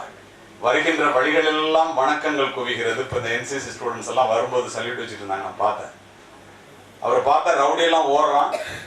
நிறைய பேருக்கு நல்லது செய்ய முடியுது. ஒரு பெரிய மீசை வச்சுட்டு ஒரு போலீஸ் ஆஃபீஸர் 1969 திரு வால்டர் தேவாராம் அவர்கள் தஞ்சை மாவட்டத்தினுடைய எஸ்பி. சிவப்பு விளக்கு சுழல ஒரு காரில் டெய்லி 9 மணிக்கு ஆஃபீஸ் போவேன். தினம் நின்று பார்ப்பேன். என் நண்பனும் கூட நிற்பான். அவனுடைய நோக்கம் என்ன என்று எனக்கு தெரியாது. ஒரு நாள் கார் எடுத்துட்டு வெளியில் வரும்போது எங்களை பார்த்துட்டு காரை நிறுத்தினார். ஏன்டா காலேஜுக்கு போகிறதுல இங்கே நிற்கிறேன்னு கேட்டேன். உங்களை மாதிரி ஆகணும்னா என்ன பண்ணணும்னு கேட்டேன். நீ போய் என்சிசியில் சேரு. அவர் சொன்ன வார்த்தை, நீ போய் ரைஃபிள் கிளப்ல சேரு. துப்பாக்கி சுடுறதுல 3 முறை தங்கப்பதக்கம்னு சொன்னாரு. ரைஃபிள் கிளப்ல சேரு. அவர் போட்ட பிக்சர் எல்லாம் அவர் சொன்னதெல்லாம் செஞ்சான். என்சிசியில் அண்டர் ஆஃபீஸரான, ஆர்மி அட்டாச்மெண்ட் கேம்ப் போனேன். 4 மணிக்கு எழுந்திரிச்சு காவிரி தண்ணி ஐஸ் மாதிரி இருக்கும், அதில் குளிச்சுட்டு 6 மணிக்கு தஞ்சாவூர் போய் நிற்கணும். அப்பவும் 15 மைல்ஸ் போகணும். இத்துணை முடிந்தது. நானும் என்னுடைய நண்பனும் 76 சர்வீஸ் கமிஷன் எக்ஸாம் வந்துச்சு. 2 பேரும் எழுதுறதுக்கு போனோம். நான் எழுதுன ஒரே எக்ஸாமை தான். என்னுடைய நோக்கம், என்னுடைய ஆசை, என்னுடைய எண்ணம் காவல்துறை அதிகாரியாக வேண்டும் என்பது. எனக்கு கிடைச்சிருச்சு, அவனுக்கு கிடைக்கல. ரிட்டன் டெஸ்ட்டில் என்னோட மார்க் கூட அவன். நான் அவன்கிட்ட சொன்னேன், அப்போ புத்தகங்களோட மதிப்பு எனக்கு தெரியாது. ஏன்னா அந்த புத்தகங்களை கட்டிட்டு அழுதிய பேசாமல் கிரவுண்டில் வந்திருக்கலாம்ல, நீ எஸ்பியாக இருக்கலாம்ல அப்படின்னு சொல்லிட்டு போயிட்டேன். பயிற்சி முடித்து பல இடங்களிலே பணிபுரிந்து நிறைய என்கவுண்டர்லாம் பண்ணி சிறப்பு பதவி உயர்வை பெற்று எந்த எஸ்பி பங்களாவை பார்த்து கொண்டு ஒரு நாட்டுப்புறத்து ஏழை சிறுவனாக கல்லூரிக்கு சென்றேனோ அதே எஸ்பி பங்களாவிலே சிவப்பு விளக்கு சுழல என்னுடைய தாயுடன் காவல்துறை கண்காணிப்பாளராக குடிபுகுந்தேன். இதை சொல்றது எனக்காக இல்லை, நம்ம தான் கிளைமேக்ஸ். பதவியேற்று முடித்துவிட்டு மரியாதை நிமித்தமாக மாவட்ட கலெக்டரை பார்ப்பதற்காக கலெக்டர் அலுவலகத்திற்கு சென்றேன். நூலகத்திலே அதிக நேரம் படித்த என்னுடைய நண்பன் மாவட்ட கலெக்டராக என்னை வரவேற்றான்.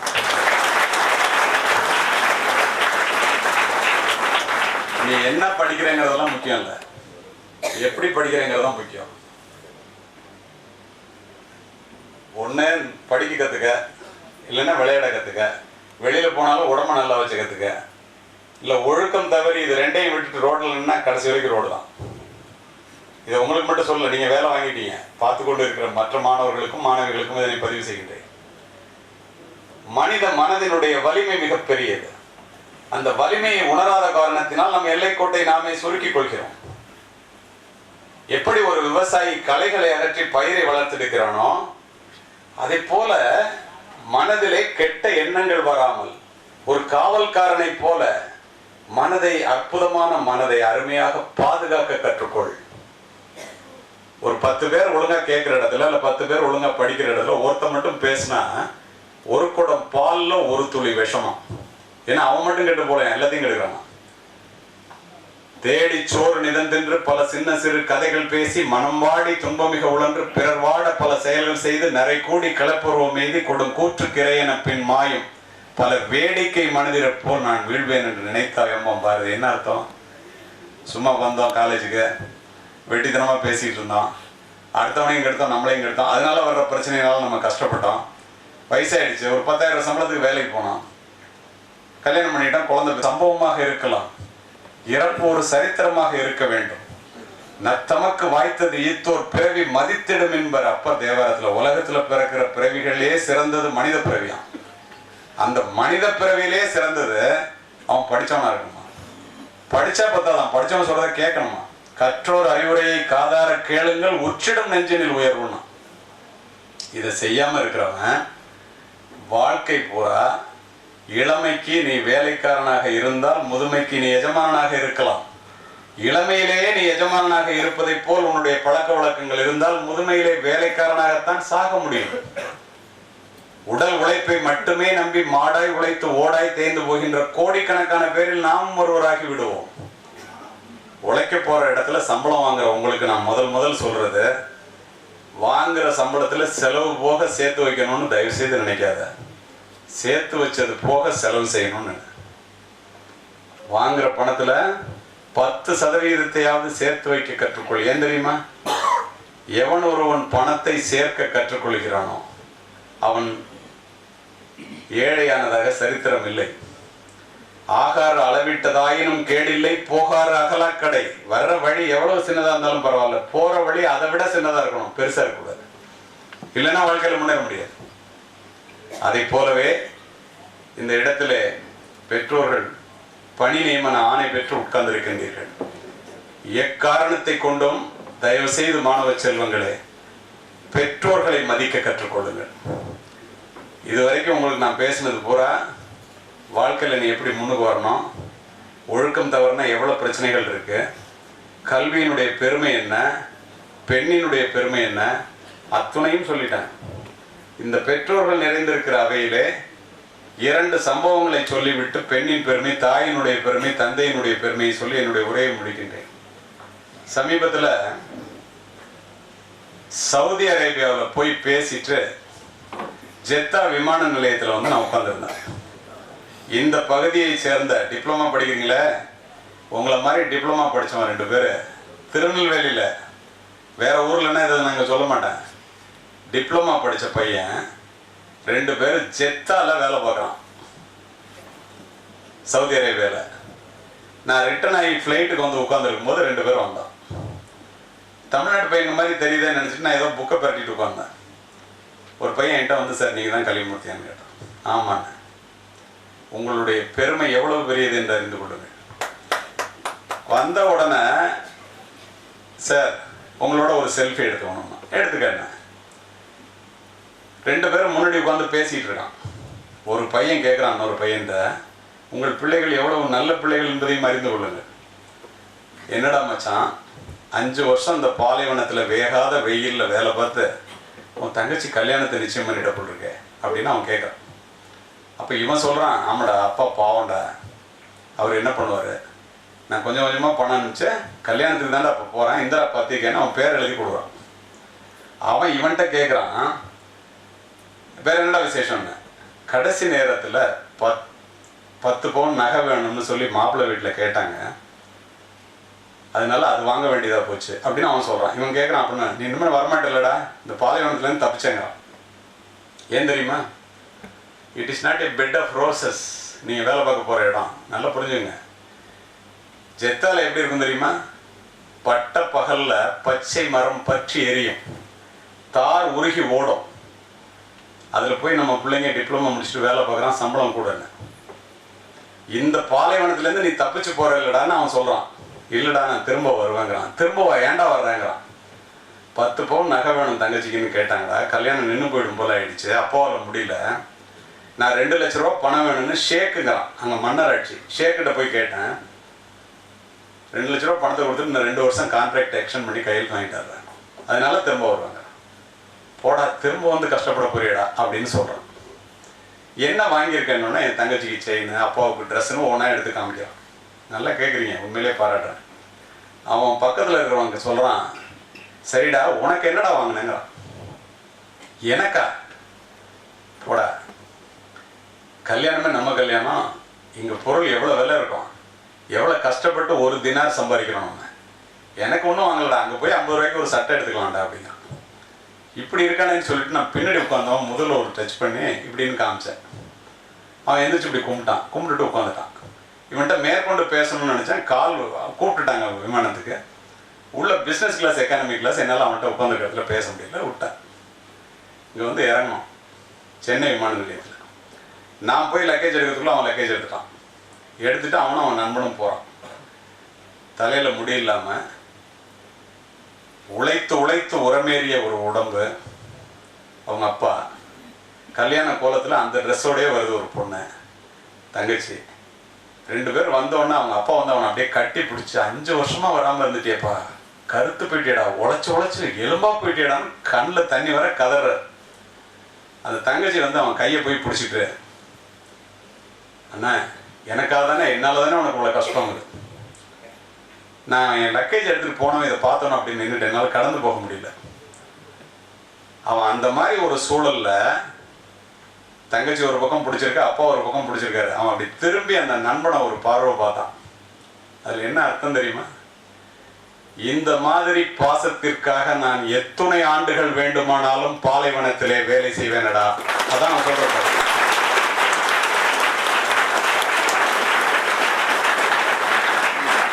நான் உடனே அவன்கிட்ட போய் சொன்னேன், தம்பி உண்மையிலே நீ பெரிய ஆள் தாங்க வா அப்படின்னு சொல்லிட்டு அவங்க அப்பாட்ட சொன்னேன், நீங்கள் ரொம்ப கொடுத்து வச்சாப்பான்னு. அடுத்த செகண்ட் சொன்னான் பாருங்க, சார் எங்கள் அப்பா கொடுத்து வச்சவர் இல்லை சார், நாங்கள் தான் கொடுத்து வச்சவங்க. நான் திரும்பி பார்த்தேன். அவன் சொன்னான், எங்கள் அம்மா எங்களை பெற்று போட்டு இறந்து போயிட்டாங்க சார், எங்கள் அப்பா வேறு கல்யாணமே பண்ணிக்கல சார், உடல் பொருள் ஆவி அத்துணையும் எனக்காகவும் என் தங்கச்சிக்காகவும் செலவு பண்ணார் சார், இருந்ததெல்லாம் வித்து என்னை படிக்க வச்சார் சார், இப்போ சொல்லுங்கள் சார் யார் கொடுத்து வச்சவங்கன்னா? 2 பேரும் கொடுத்து வச்சவங்க தான் சொல்லிட்டு நான் சொன்னேன், தம்பி ஜெத்தா விமான நிலையத்தில் என்கிட்ட நீ ஒரு செல்ஃபோன் எடுத்துக்கிட்ட, செல்ஃபி எடுத்துக்கிட்ட, இப்போ உன்னோட நான் ஒரு செல்ஃபி எடுத்துக்கணுங்க வான்னு சொல்லி கூப்பிட்டு ஒரு படம் எடுத்துக்கிட்டு விமானத்திலிருந்து வெளியேறினேன். இது ஏன் தெரியுமா சொல்கிறேன்? இந்த மாதிரி பிள்ளைகளும் இருக்கத்தான் செய்கின்றார்கள். என்ஜினியரிங் படிச்சுட்டு அம்மா அப்பா 2 பேரும் ஆசிரியர், படிப்பு முடிந்து ஐஐடியில் படிக்கிறான், கேம்பஸ் இன்டர்வியூவில் உங்களை மாதிரி செலெக்ஷன் ஆகிறான்.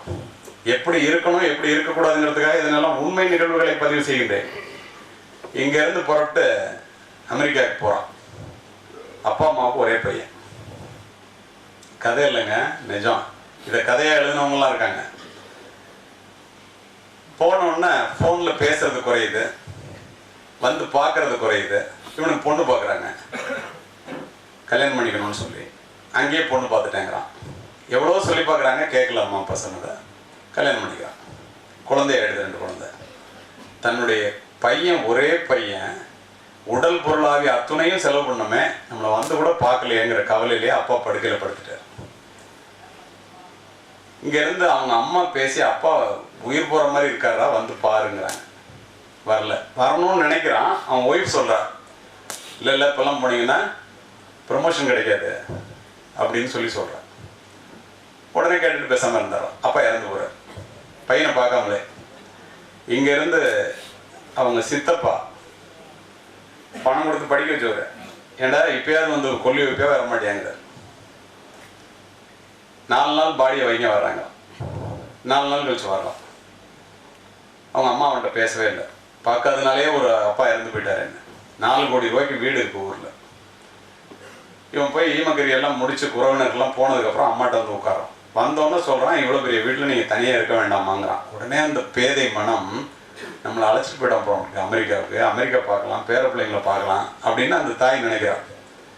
4 கோடி ரூபாய்க்கு விலை பேசிட்டு அந்த வீட்டை, இவ்வளோ பெரிய வீடு உனக்கு வேண்டாங்கிறதுக்காக சொன்னேன், உன்னை அமெரிக்காவுக்குலாம் அழைச்சிட்டு போகல, முதியோர் இல்லத்தில் கொண்டு போய் விட்டுட்டு போக போகிறாங்க.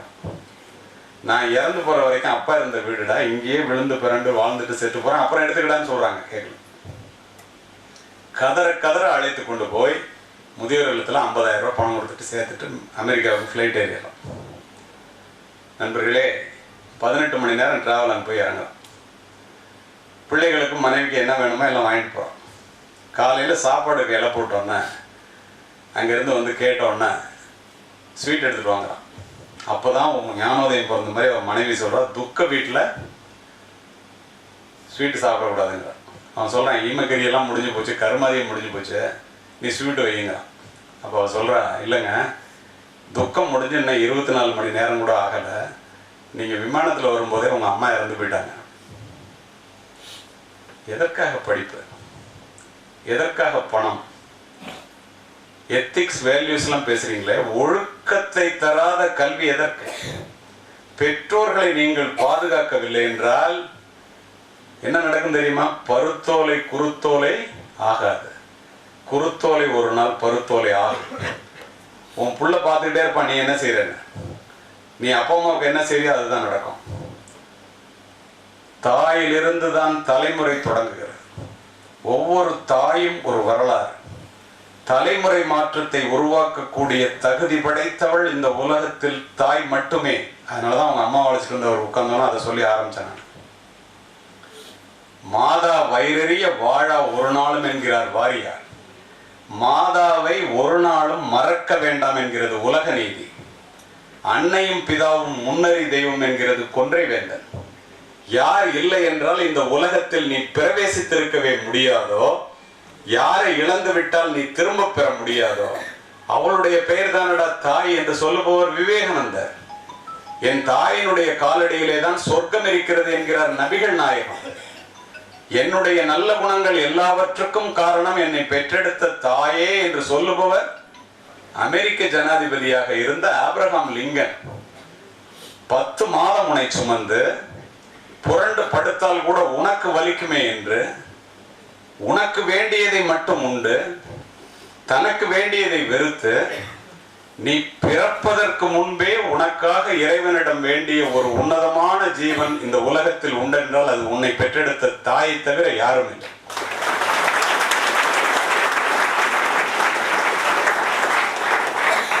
பெற்றோர்களோடு சேர்ந்து அமர்ந்திருக்கின்றீர்கள், சித்திர சோலைகளாக இங்கு அமர்ந்திருக்கின்றீர்களே. உங்களை இப்படி பெற்று வளர்த்த ஆளாக்க உன்னுடைய தாய் எத்துணை முறை ரத்தம் சிந்தினார், உன்னுடைய தந்தை எத்துணை முறை வேர்வை சிந்தினார் என்று நீ சிந்தித்ததுண்டா? தாயிற் சிறந்த கோவிலும் இல்லை, தந்தை சொல்மிக்க மந்திரம் இல்லை, 1000 உறவில் பெருமைகள் இல்லை, அன்னை தந்தையே அன்பின் இல்லை. யார் யாரையோ பத்தி எல்லாம் நினைச்சு பொழுது போகிற நீங்க உன்னோட அம்மா அப்பாவை பத்தி எத்தனை தடவை நினைச்சிருக்க? நீங்கள் சூடிடும் மணிகள் அவர்கள் வியர்வையின் துளிகள். அவர்கள் சேற்றிலே கால் வைத்ததால் தான் நீங்கள் சோற்றிலேயே கை வைக்கின்றீர்கள். தாய் அசல், தெய்வம் அதன் நகல். வளர்ந்து வேலை கிடைச்சோன்னா நான்கிறது யார்? உன் உடலிலே ஓடுகின்ற ரத்தம், எலும்பு, சதை, உயிர், உடல் அத்துணையும் அந்த பெற்றோர்கள் போட்ட பிச்சை என்பதை கடைசி வரை மறந்து விடாது. அதுதான் நிதர்சனமான உண்மை. ஓலை குடிசையிலே ஒழுகும் மழை நீரை குழந்தை மேல் படாமல் காப்பதற்காக இங்கு அமர்ந்திருக்கின்ற ஒவ்வொரு தாயும் தன்னுடைய உடலை கூடாரமாக்குகிறார். நீங்கள் நனைந்திருப்பீர்கள் மழை நீரால் அல்ல, தாயினுடைய கண்ணீரால். ஏன் இவ்வளவு சொல்றேன் தெரியுமா தாயை பத்தி? வீட்டிலே சோறு சூடாக இருந்தால் அப்பா சாப்பிடுவார். சோறு நன்றாக இருந்தால் நீங்கள் எல்லோரும் சாப்பிடுவீர்கள். சோறு மிச்சம் இருந்தால் மட்டுமே உன்னை பெற்ற அம்மா சாப்பிடுவார். வெளியிலே போய்விட்டு வீட்டிற்கு வருகின்ற பிள்ளை மழையிலே நனைந்து வந்தால், ஏண்டா கொடை எடுத்துட்டு போயிடக்கூடாதா அப்பா? ஓரமா ஒதுங்கி இருந்துட்டு வரக்கூடாதா அண்ணா? தாய் என்ன செய்வாள்? தன் பிள்ளையினுடைய நனைந்த தலையை தன் புடவை முந்தானையால் துவட்டி, இந்த பாழாய் போன மழை என் பிள்ளை வெளியிலே போகும்போதா பெய்ய வேண்டும் என்று மழையே திட்டுவார்.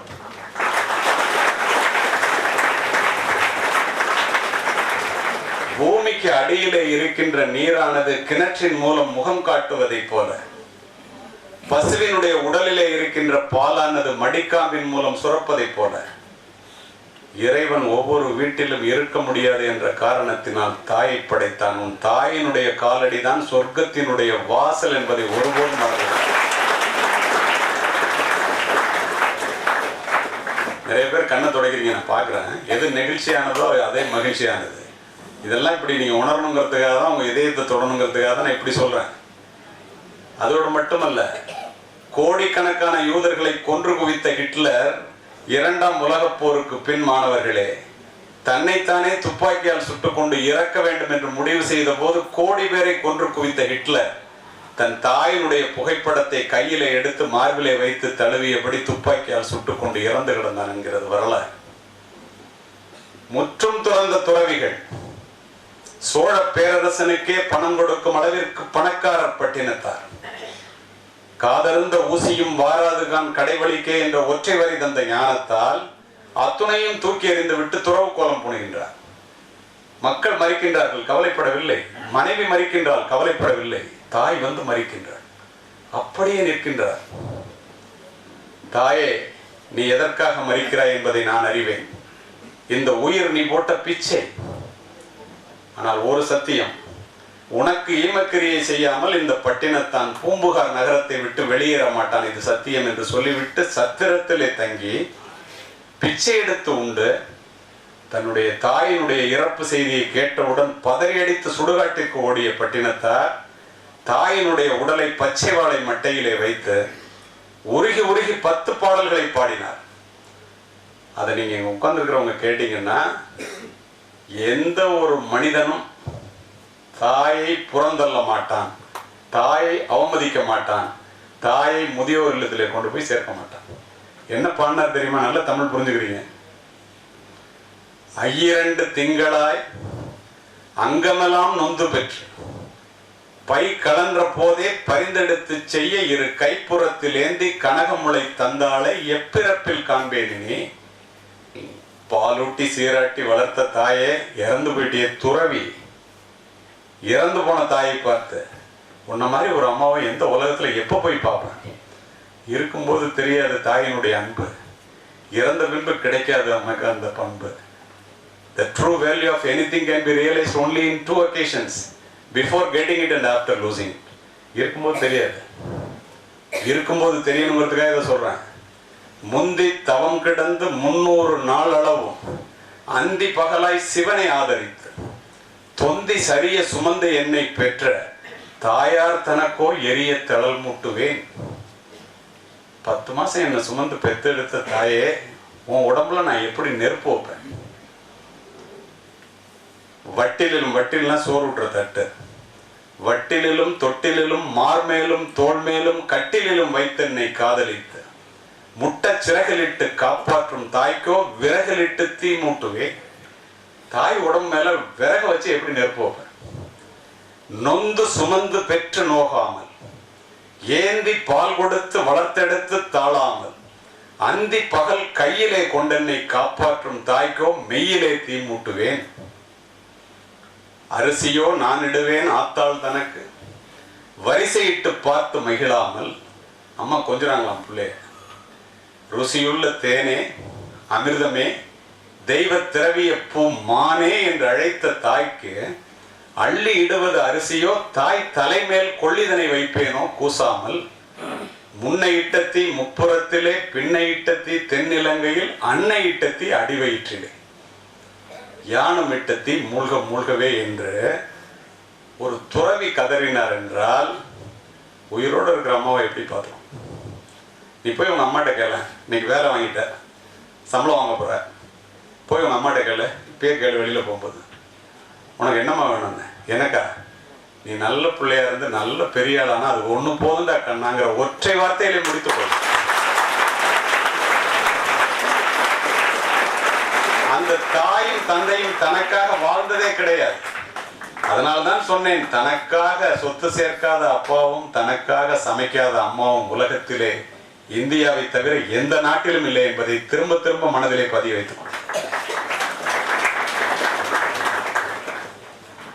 12 வயது குழந்தையை அழைச்சிக்கிட்டு 5 நிமிஷத்துல முடிச்சாரு.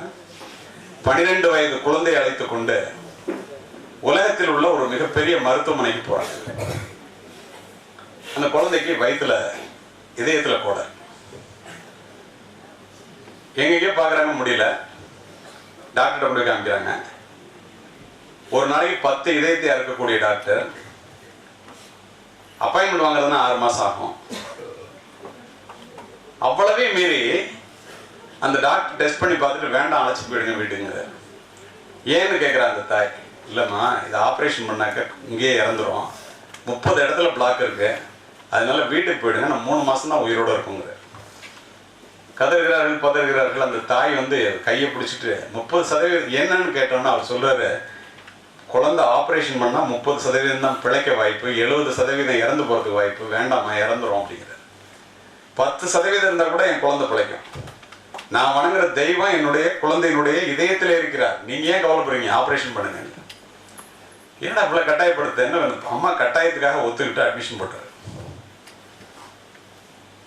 நண்பர்களே, அட்மிஷன் போட்ட பிறகு 1 வாரம் கழிச்சு ஆப்ரேஷன் டேட் ஃபிக்ஸ் பண்ணுறார். தினம் அந்த டாக்டர் ரவுண்ட்ஸ் போகும்போது அந்த தாய் அந்த குழந்தையினுடைய மனதிலே நம்பிக்கை விதைகளை விதைப்பதை பார்த்து அதிர்ந்து போகிறார். நம்ம 2 பேரும் ஆப்ரேஷன் ஆகி வீட்டுக்கு போவோம், நீ உடனே ஸ்கூலுக்கு போகலாம், நீ படிப்பை பரிச்சை எழுதுவ, கவலையப்படாத, உனக்கு 10% இருந்தால் கூட நீ பொழைச்சிக்கோ, 30% இருக்கு, நம்ம வணங்குற தெய்வம் இதயத்தில் இருக்குன்னு திரும்ப திரும்ப சொல்லுது. டெய்லி கேட்டுகிட்டே போகிறார். ஆப்ரேஷன் டேபிளுக்கு வந்துருச்சு. ஆப்ரேஷனுக்கு எல்லாம் முகத்தில் கட்டிக்கிட்டு ஒரு 10 டாக்டர் போட சொல்லுவான்ற. எல்லாரும் சர்ஜன், ஒரு நாளைக்கு 10 இதயத்தை இறக்கக்கூடியவர். கிரிநாத்னு பேரு. உள்ள வந்தோன்னா அந்த குழந்தைய பார்த்து 5.5 மணி நேரம் ஆப்ரேஷன், அதுக்கப்புறம் அது உயிரோடு இருக்குமான்னு இவருக்கே சந்தேகம். இதே ஒரு தட்டி என்னால் முடிஞ்ச வரைக்கும் முயற்சி பண்ணுறோமா, பயப்படாதுங்கிறார். அந்த பொண்ணு சொல்லுது, doctor I don't have any fear, I am having A question to you. எனக்கு ஒன்றும் பயம் இல்லை டாக்டர், உங்கள்கிட்ட ஒரே ஒரு கேள்வி. என்ன கேள்விங்க? இதயத்தை ஓப்பன் பண்ணுவாங்கன்னா நிஜமாவே இதயத்தை அறுப்பீங்களா? பயப்படுது போல் இருக்குன்னா அனஸ்தீசியா கொடுப்போமா, உனக்கு வலிக்காது அப்படின்னு அவர் சொல்றாரு. உடனே திரும்ப சொல்லுது, my question remains, I don't have any fear but please answer my question. ஆமாம்மா இதயத்தை அறுப்பேங்கிற. இல்லை எங்கள் அம்மா வந்து நான் நிச்சயமாக பொழைச்சிக்குவேன்னு சொன்னாங்க, நான் பொழைச்சிக்குவேன். அது சொல்லுது டாக்டர்கிட்ட, இதயத்தை அறுக்கும்போது ஜாக்கிரதையா இருங்க, ஏன்னா என் இதயத்தில் நம்ம கும்பிட்ற கடவுள் இருக்காருன்னு எங்கள் அம்மா சொன்னாங்க. நான் வெளியில வந்து உயிரோட வந்ததுக்கு அப்புறம் கடவுளை நான் பார்த்ததில்லை இது வரைக்கும், உங்கள்கிட்ட கேட்பேன் நீங்க எப்படி இருந்தாருன்னு சொல்லணும்.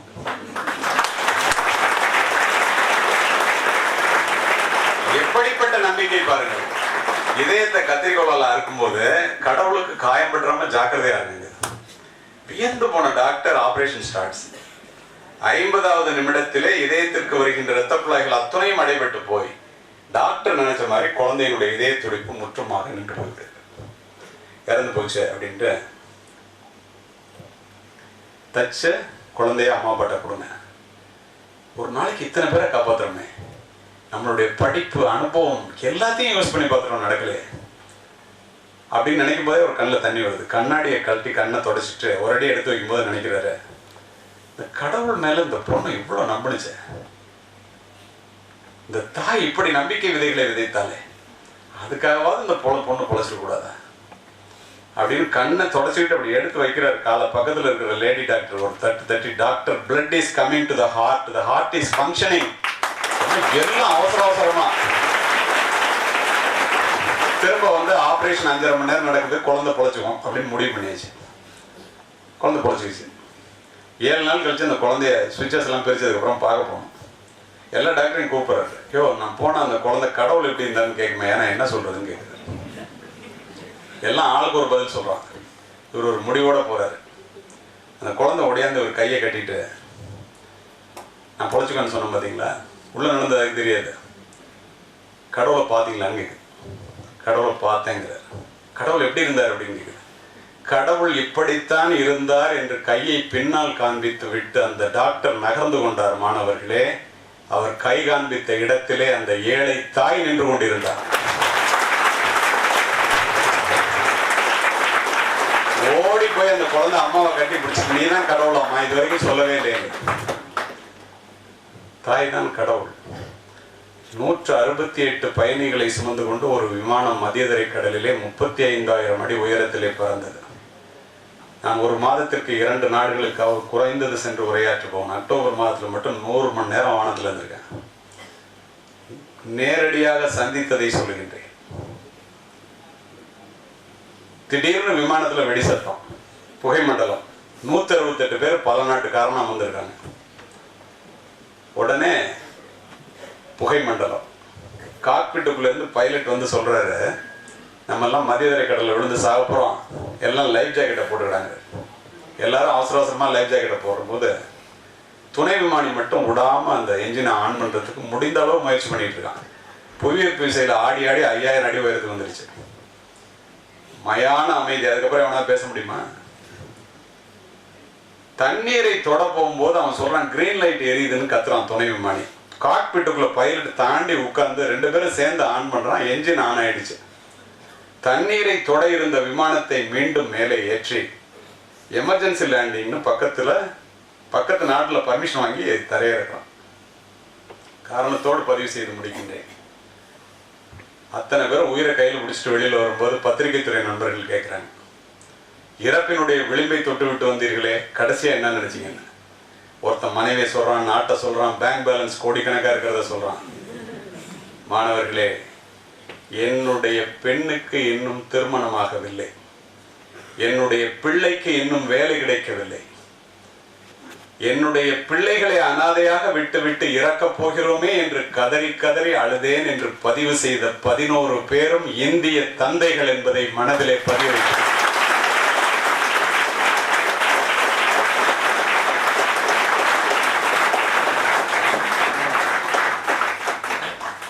இந்த கல்லூரியானது ஆள்போல் தலைத்து அருகுபோல் வேரூன்றி நலமுடனே முன்னேற ஞானமுடன் சிந்திக்க வேண்டும். நீங்கள் பணிபுரிகின்ற இடத்திலே உழைப்புக்கு நிகரானது உலகத்தில் ஏதுமில்லை. உழைத்தவர்கள் தோற்றதாக சரித்திரமும் இல்லை. உண்மையாக உழைத்து முன்னேறுவதற்கு ஒரு வாய்ப்பு கிடைக்கிறது. உழைப்பின் மூலமாக வருகின்ற $1 உழைப்பில்லாமல் வருகின்ற $100 விட உயர்ந்தது என்று சொல்லுபவர் அமெரிக்க ஜனாதிபதி. உழைப்பின் மூலமாக உங்களுக்கு வருகின்ற பணத்தை ஒழுங்காக செலவு செய்து வாழ்க்கையிலே மேலும் மேலும் முன்னேறி இங்கு அமர்ந்திருப்பவர் எல்லோரும் எல்லாமும் பெற வேண்டும். உங்களிடத்தில் இல்லாத நிலை வேண்டும். அமைதி காத்த அத்துணை நல்ல உள்ளங்களுக்கும் வாய்ப்பு கொடுத்த புதிய பாஸ்கர் அவர்களுக்கும் நன்றி, வணக்கம். தங்களின் சிறப்புரை, சிறப்பான உரை அவர்களுக்கு நன்றி கூறுவாரு.